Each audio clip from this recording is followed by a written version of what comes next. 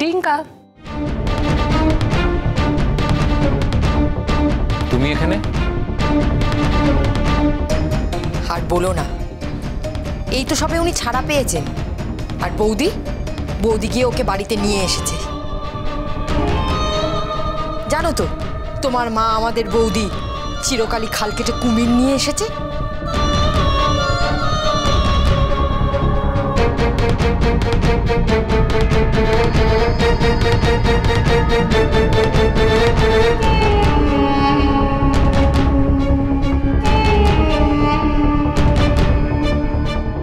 সত্যি কথা ডিঙ্কা, তোমার মা আমাকে যদি এই অবস্থায় আজকে এখানে নিয়ে না আসতো, আমি সত্যি জানি না কি করতাম।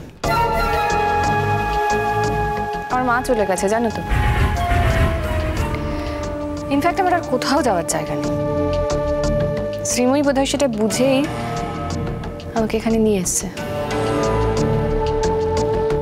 আমি জানি এই বাড়ির কেউ আমাকে অ্যাকসেপ্ট করতে পারবে না, এখন তো তোমার মা শ্রীময়ী ছাড়া। শ্রীময়ীর প্রতি না আমার কৃতজ্ঞতার কোনো শেষ নেই। তবে ডিঙ্কা, একটা কথা তোমাকে আমি বলতে পারি, জেলে যাওয়ার আগে যে জুনানটিকে তোমরা দেখেছো আর আজকের যে জুনানটি, দুটো সম্পূর্ণ আলাদা, দুটো আলাদা মানুষ। মা, কি বল? তুমি কি এই বিষয়ে কারোর সাথে আলোচনা করেছো? না। কেন? তোমার মনে হয়নি কারোর সাথে আলোচনা করা উচিত? তার মানে আমাদের মতামতে তোমার কাছে কোনো দাম নেই, তাই তো? আলোচনা করলেও তো সিদ্ধান্তটা একই থাকবে ডিঙ্কা। আর তাছাড়া জুনের তো লিগ্যাল রাইট আছে এই বাড়িতে থাকার। ওর স্বামীর সঙ্গে ওর ডিভোর্স হোক বা না হোক, এ বাড়িতেও থাকতেই পারে। আর সব থেকে বড় কথা হলো, আমি সারা দেশের মেয়েদের জন্য কাজ করি, তাদের অধিকারের জন্য কাজ করি, তারা যাতে যোগ্য সম্মান পায় সেই জন্য কাজ করি। আমাদের প্রত্যেকের সংসারে অভাব আছে, প্রয়োজন আছে। তোমাদের কারো কারো স্বামী হয়তো রোজগার করেন, কিন্তু একার রোজগারে কি আজকাল সংসার চলে? চলে না। দুজনের জন্য রোজগার করাটা খুব দরকার। হ্যাঁ দিদি, আমাদের বাড়িতে সত্যিই খুব অভাব। জানি তো, সেই জন্যই তো বলছি। আজ যে তোমরা আমার সঙ্গে দেখা করতে এসেছো, আমি তাতে সত্যি খুব খুব খুশি হয়েছি। আমার অনেক শুভেচ্ছা রইল তোমাদের সবার জন্যে। আচ্ছা, একটা কথা বলি, আমি এই অফিসে কাজ করি বলে এমন নয় যে আমি তোমাদের থেকে আলাদা, একেবারেই নয়। কিন্তু আমিও তোমাদের মতন একজন মা, আমারও সংসার আছে, আমিও তোমাদের মতন সন্তান মানুষ করেছি সারা জীবন। আমার জীবনেও অভাব, অভিযোগ সব কিছু আছে। তোমাদের যেরকম সমস্যা, আমারও হাজার একটা সমস্যা জীবনে। কিন্তু দেখো, শুধু সমস্যা নিয়ে বসে থাকলে তো চলবে না, তাই না? সমস্যা সমাধান করতে হবে, কাজ করতে হবে। আর একটা কথা আমি জানি, যদি নিজেদের কাজের মধ্যে ব্যস্ত রাখতে পারি না, তাহলে ওই সমস্যা থেকেও অনেক দূরে থাকা যায়। আর একটা জিনিস দেখবে, যখনই তুমি সংসারে টাকা দেবে, তখনই তোমার প্রত্যেকটা মুহূর্তে মনে হবে যে ওই সংসারে তোমার একটা দাম আছে। তোমাদের সবাইকে নিয়ে আমার অনেক স্বপ্ন। জীবনে এই প্রথমবার আমি এত বড় একটা স্বপ্ন দেখেছি। তোমরা সবাই মিলে যদি আমাকে সাহায্য না করো, এই স্বপ্নটা আমি কোনোদিনও পূরণ করতে পারবো না। কি স্বপ্ন দিদিমণি?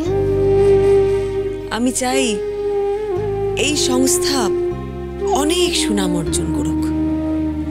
এই সংস্থাটা যাতে সবাই এক ডাকে চেনে, আমরা যাতে অনেক অনেক মেয়ের পাশে আরো বেশি করে দাঁড়াতে পারি। মেয়েদের লড়াইটা বড় একার, এই সংস্থা সেটাই চেষ্টা করবে, তোমাদের পাশে থেকে তোমাদের সব সমস্যার সমাধান করতে, তোমাদের জীবনে অনেক আনন্দ ফিরিয়ে দিতে। এটাই আমরা চাই। আমি যদি আমার নিজের বাড়িতেই একটা মেয়েকে বঞ্চিত হতে দেখে চুপ করে থাকি, তাহলে তো আমার নিজের কাজকে মান্যতা দেওয়া হবে না। আমি এটা করতে পারি কি? তাই আমার মনে হয়নি যে এই বিষয়টা নিয়ে কারোর সাথে আলোচনা করার দরকার আছে। তোরা আশা করি আমার জায়গাটা, মানে আমার অবস্থাটা বুঝতে পারছিস। আর সব থেকে বড় কথা হলো, তোর বাবার সাথে কিন্তু ওর এখনো অফিসিয়ালি ডিভোর্স হয়নি। তাই আমি না আনলেও ঝুন কিন্তু নিজের থেকেও বাড়িতে আসতে পারতো, ওকে কিন্তু কেউ আটকাতে পারতো না। আমি যে কাজটা করি তাতে আমার মনে হয়েছে যে এটুকুনি আমার করা উচিত। বাকিটা জুনের ওপরে, জুন ঠিক করবে ও এখানে থাকবে কি থাকবে না, সেটা সম্পূর্ণ ওর ইচ্ছে, সে বিষয়ে আমি কিছু বলতে পারবো না। তাই আমি আশা করি যে এই বিষয়টা নিয়ে আর আমাকে প্রশ্ন করে তোরা আমাকে বিব্রত করবি না টিঙ্কা। সামনেই তো আমাদের বাড়িতে একটা শুভ অনুষ্ঠান, কত কাজ বাকি আছে, সমস্ত শপিং করতে হবে, হই হই করব, মজা করব। আমার ছোট ছেলের বিয়ে বলে কথা, আমি না আর কিচ্ছু ভাবতে চাই না, তুইও এখন আর কিচ্ছু ভাবিস না। সামনে বিয়ে, আমরা কিভাবে মজা করব, কিভাবে আনন্দ করব সেটাই ভাব।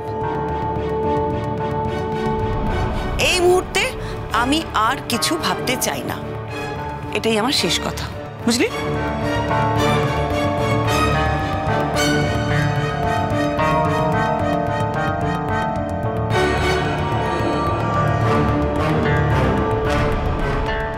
এই একটা ভালো জিনিস হয়েছে কিন্তু বৌদি, কথায় কথায় খালি চোখ থেকে জল পড়ে যাচ্ছে তোমার।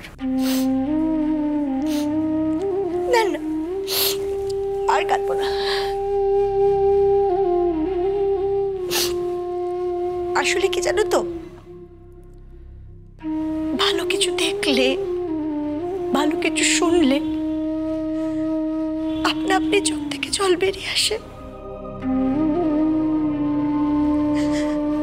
আগে এই কথাগুলো তোমার দাদার সাথে শেয়ার করতে পারতাম, এখন তো আর আমার কথা ভাগ করে নেওয়ার মতো কেউ নেই।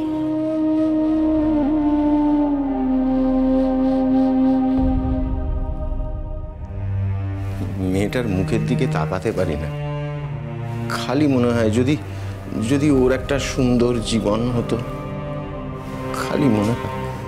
আমি জানি কাকু, তোমরা খুব লিবারেল, বাকি 5 জনের মতো করে তোমরা ভাবো না। আর আমিও বিশ্বাস করি যে এইটুকু বয়সে বৌদির জীবনটা শেষ হয়ে যেতে পারে না। বৌদি যদি চায় তাহলে আবার সংসার করতে পারে, আবার নতুন করে জীবনটা শুরু করতে পারে, আবার নতুন করে বাঁচার চেষ্টা করতে পারে। দেখো, পাড়ার লোক চিচিৎকার করবে, করবেই। এমনিতেই তো ছোটু জেলে চলে যাবার পর আমাদের প্রায় এক ঘরে করে রেখেছে। তবু তুমি ডাক্তার হয়ে এখানে আসায় আমাদের সম্মান কিছুটা হলেও ফিরেছে। জানি জানি ওই ঘটনা এরপর যদি ঘটে না, পাড়ার লোক আমাদের বয়কট করবে, কেউ আমাদের দিকে ফিরেও দেখবে না। সে লোক দেখুক আর না দেখুক, তবু আমাদের সাথে যে মেয়েটা আছে তার মুখ উজ্জ্বল হয়ে উঠবে, এটা দেখা অনেক বড় সুখের, বড় আনন্দের, তাই না? ঠিক বলেছো কাকু, একদম ঠিক বলেছো।